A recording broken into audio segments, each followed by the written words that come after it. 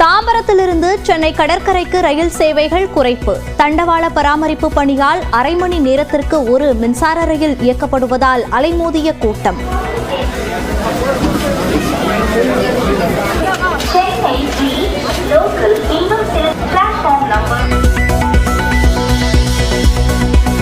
திருவாரூர், குடவாசல், நன்னிலம் உள்ளிட்ட பகுதிகளில் கனமழை. 3 நாட்களாக மழை நீடிப்பதால் குளிர்ச்சியான சூழல்.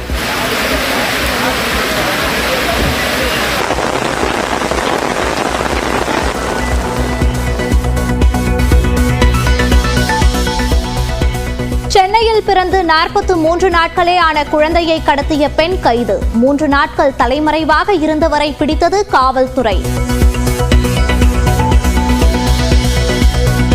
ஹைதராபாத்தில் சினிமா தயாரிப்பாளர் வீட்டில் தலைமறைவாக இருந்தபோது கதவை திறக்க மறுத்த நடிகை கஸ்தூரி. உடைத்து உள்ளே வருவோம் என காவல்துறையினர் எச்சரிக்கை விடுத்த நிலையில் வெளியே வந்து கைதானதாக தகவல். ஹைதராபாத்தில் கைது செய்யப்பட்ட நிலையில் சாலை மார்க்கமாக சென்னைக்கு அழைத்து வரப்படுகிறார் நடிகை கஸ்தூரி. சிந்தாதிரிப்பேட்டை காவல் நிலையத்தில் காவலர்கள் குவிப்பு. மணிப்பூரில் முதலமைச்சரின் வீட்டின் மீது தாக்குதல் நடத்தியதாக 23 பேர் கைது. பதற்றத்தை தணிக்க இம்பால் நகரம் முழுவதும் ஊரடங்கு.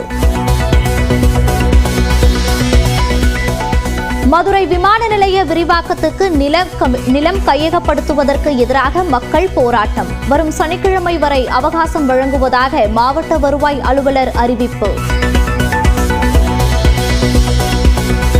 நிலம் கையகப்படுத்துவதற்கு எதிரான போராட்டம் தொடரும் என சின்ன உடைப்பு கிராம மக்கள் அறிவிப்பு. மாற்று இடம் வழங்குவதாக மாவட்ட நிர்வாகம் எழுத்துப்பூர்வமாக வழங்க வேண்டும் என நிபந்தனை. சபரிமலையில் நிலக்கல் அருகே கேரள அரசு பேருந்தில் தீ விபத்து. நல்வாய்ப்பாக ஓட்டுநர் மற்றும் நடத்துனர் உயிர் தப்பினர். கனமழையால் கீழ்வேலூர் அருகே 100 ஏக்கரில் நெற்பயிர்கள் சேதம். கதிரிலேயே முளைத்ததால் பயன்படுத்த முடியாத நிலை என விவசாயிகள் வேதனை. தொடரும் வெள்ளப்பெருக்கால் குற்றால மெயினருவி, பழைய குற்றால அருவிகளில் குளிக்க 2ஆம் நாளாக தடை. ஐந்தருவி, புலியருவியில் குளிக்க செல்லும் சுற்றுலா பயணிகள்.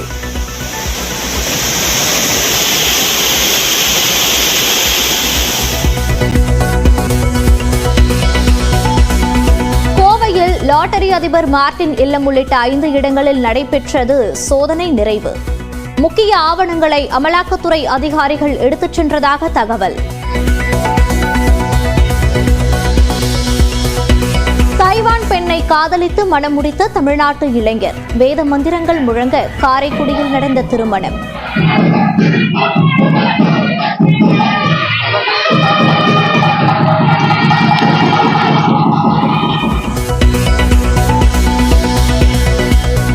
மயிலாடுதுறை, நாகை, திருவாரூர் மாவட்டங்களில் இன்று கனமழை பெய்ய வாய்ப்பு. சென்னையில் மிதமான மழை பெய்யக்கூடும் என வானிலை மையம் கணிப்பு. சபரிமலையில் பம்பையிலிருந்து கிளாம்பாக்கம் வரும் தமிழ்நாடு அரசின் சிறப்பு பேருந்து. முதல் பேருந்தில் ஏராளமான பக்தர்கள் வந்தனர். கிருஷ்ணகிரி மாவட்டம் போச்சம்பள்ளியில் கிலோ 5 ரூபாய்க்கு கூட விலை போகாத பப்பாளி. பராமரிப்பு கூலி கூட கிடைக்கவில்லை என விவசாயிகள் வேதனை. இஸ்ரேல் பிரதமர் நெதன்யாகு வீட்டின் மீது குண்டுவீச்சு. வீட்டில் இல்லாததால் உயிர் தப்பினார்.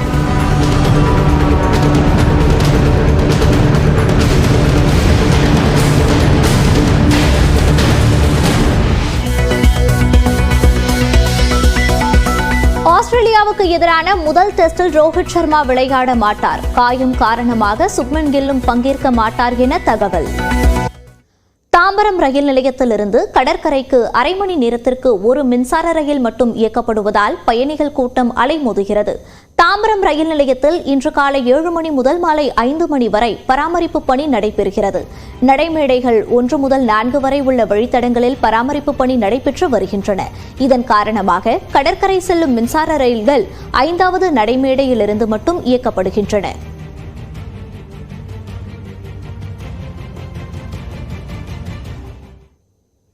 சர்ச்சை பேச்சு விவகாரத்தில் ஹைதராபாத்தில் கைது செய்யப்பட்ட நடிகை கஸ்தூரி சென்னைக்கு அழைத்து வரப்பட்டுள்ளார். இதனை நேரலை காட்சிகளாக பார்க்கலாம்.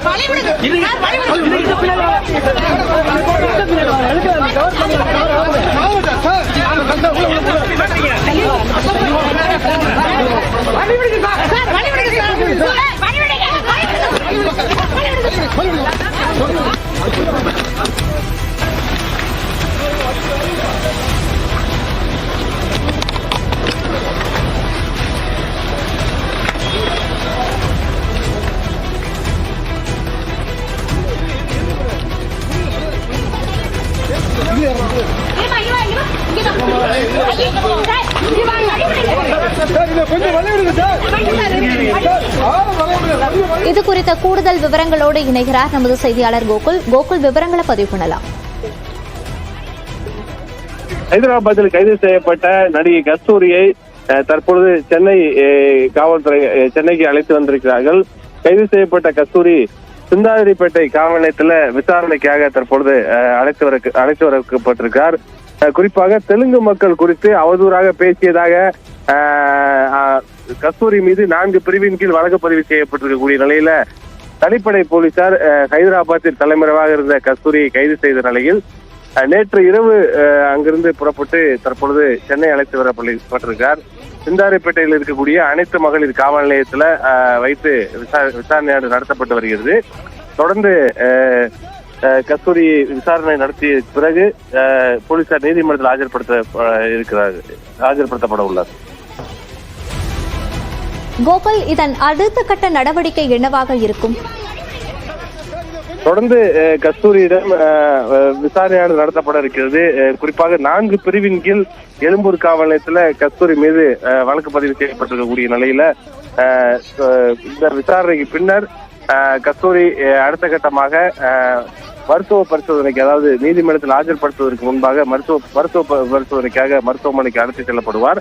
அதன் பின்னர் எழும்பூர் நீதிமன்றத்தில் கஸ்தூரியை போலீசார் ஆஜர்படுத்தப்பட உள்ளனர். தொடர்ந்து தெலுங்கு மக்கள் குறித்து அவதூறாக பேசியதாக எழும்பூர் காவல் நிலையத்தில் அளிக்கப்பட்ட புகாரின் அடிப்படையில கஸ்தூரி கைது செய்யப்பட்டிருக்கார். இந்த விசாரணையானது ஏறக்குறைய 1 மணி நேரத்துக்கு மேலாக காவல் நிலையத்தில் நடைபெறுவதற்கான வாய்ப்பு இருப்பதாகவும் அவர் அளிக்கக்கூடிய வாக்குமூலங்கள் அனைத்துமே தற்பொழுது பதிவு செய்யப்பட்டு இருக்கிறது. தொடர்ந்து தனிப்படை போலீசார் கைது செய்திருந்த நிலையில அடுத்த கட்டமாக இந்த அவதூறு பேச்சு குறித்தும் சர்ச்சைக்குரிய கருத்துக்கள் குறித்தும் கஸ்தூரி அளிக்கக்கூடிய அனைத்து வாக்குமூலங்களும் தற்பொழுது காவல் நிலையத்தில் பதிவு செய்யப்பட இருக்கு. கோகுல், தற்போது தெலுங்கு மக்கள் குறித்து அவதூறு கருத்துக்களை பரப்பியதாக நடிகை கஸ்தூரி கைது செய்யப்பட்டிருக்கிறார். தற்போது நடிகை கஸ்தூரி மீது என்னென்ன வழக்குகளின் கீழ் வழக்கு பதிவு செய்யப்பட்டிருக்கிறது? நிச்சயமாக பொது அமைதிக்கு குந்தகம் விளைவிக்கும் வகையில பேசியது, அதே போல கலவரத்தை தூண்டும் வகையில பேசியது, இரு மொழி மற்றும் இன மக்களிடையே அவதூறு கருத்துக்களை கூறி இது போன்ற ஒரு சர்ச்சைக்குரிய கருத்துக்களை கூறியதால் கலவரத்தை தூண்டும் வகையில் பேசியது உள்ளிட்ட 4 பிரிவின் கீழே வழக்கு பதிவு செய்யப்பட்டிருக்கிறது. சென்னையில் மட்டுமல்லாமல் மதுரை மற்றும் திருச்சி உள்ளிட்ட மாநகரங்களிலையும் கஸ்தூரி மீது அளிக்கப்பட்ட புகாரின் அடிப்படையில் வழக்கு பதிவு செய்யப்பட்டது. தனிப்படை போலீசார் தொடர்ந்து தேடி வந்தாங்க. விசாரணைக்காக கஸ்தூரிக்கு முதல்ல சம்மன் அனுப்பப்பட்டது. ஆனால் அவர் வீட்டை பூட்டிவிட்டு செல்போனை சுவிட்ச் ஆஃப் செய்துவிட்டு தலைமறைவாகிவிட்டார். நீதிமன்றத்துல முன்ஜாமீன் கேட்டு உயர்நீதிமன்றம் மதுரை கிளையில மனு தாக்கல் செய்திருந்தார். அந்த முன்ஜாமீன் மனுவை நீதிமன்றம் தள்ளுபடி செய்த நிலையில தனிப்படை போலீசார் தொடர்ந்து தேடி வந்தாங்க. அவருடைய செல்போன் சுவிட்ச் ஆஃப் செய்யப்பட்ட நிலையில் அவருக்கு ஹைதராபாத்திலையும் ஒரு அடுக்குமாடி குடியிருப்புல கஸ்தூரிக்கு வீடு உள்ளது. அந்த வீட்டில் தலைமறைவாக இருக்கலாம் என்ற அடிப்படையில தனிப்படை போலீசார் உடனடியாக ஹைதராபாத் விரைந்தார்கள். அந்த வீட்டையும் பார்க்கும்போது அங்கு அவர்களுடைய வீடு பூட்டியிருந்தது.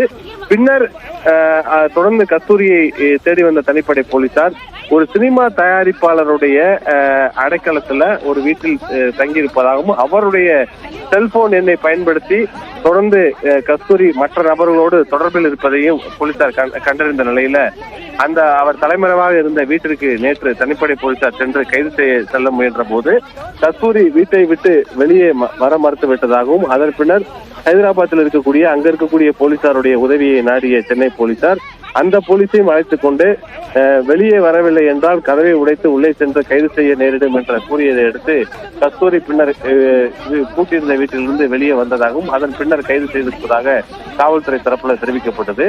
பின்னர் அங்கிருந்து பாதுகாப்பாக கஸ்தூரியை போலீசார் சென்னை அழைத்து வந்த நிலையில தற்பொழுது சிந்தாதிரிப்பேட்டை அனைத்து மகளிர் காவல் நிலையத்துல விசாரணைக்காக கஸ்தூரி வைக்கப்பட்டிருக்கார்.